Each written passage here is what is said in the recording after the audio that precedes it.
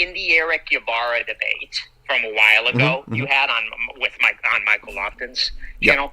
So he was kind of saying basically that he was building kind of a case for the papacy from like the ground up. Right. And you were saying basically the problem with that was that it's ignoring all the constituent doctrines that come with it. You can't just argue from the ground up. Was that the issue? Correct. Because he seemed to be saying that, like, look, let's just take this one piece at a time. Yeah, he has an evidentialist pile up the papal quotes approach, and then eventually, if he piles up enough quotes, it'll tilt the scales over, and it'll maybe even make the papacy true. Right. So what's the problem with isolating one aspect and being like, okay, let's just deal? Because he already said elsewhere that if you could show one dogmatic contradiction, the system would be nullified. So the whole point of my argument in that whole debate was that Vatican II's teaching post-Vatican II contradicts previous Catholic dogma. And Erick says in the debate, we'll have that debate another time. I don't want to go there. Let's just work through the evidences piece by piece. And it's not that I'm against evidences, but those guys are Thomists and they're evidentialists by virtue of being Roman Catholic. I mean, 99.999% of all of them are that. And so that whole approach is flawed and it's self-referencing and arbitrary. Which is ironic because they would say, well, but you think tag is self-referencing and arbitrary. Yeah, but that's why I'm not a classical foundationalist like you are.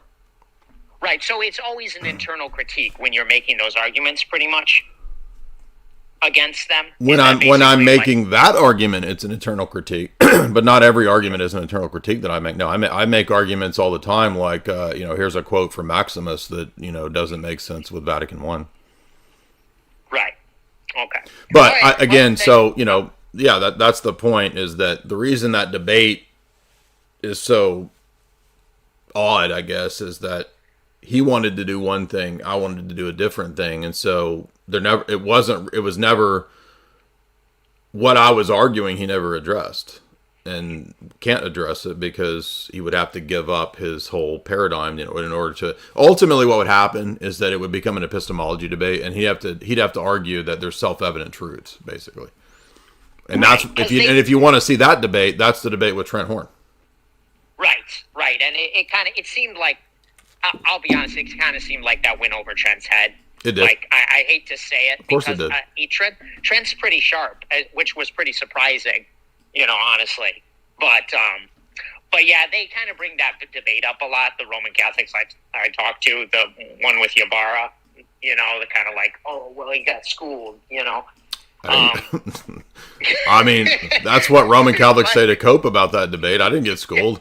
Erick never addressed the argument that, and by the way, you'll notice everything that I said too about him and Lofton, like that's all come to fruition because they don't like each other anymore. But no, it's a very simple argument that the papacy has a structure and a system by which it doesn't allow any dogmatic contradictions, and Ybarra admits that.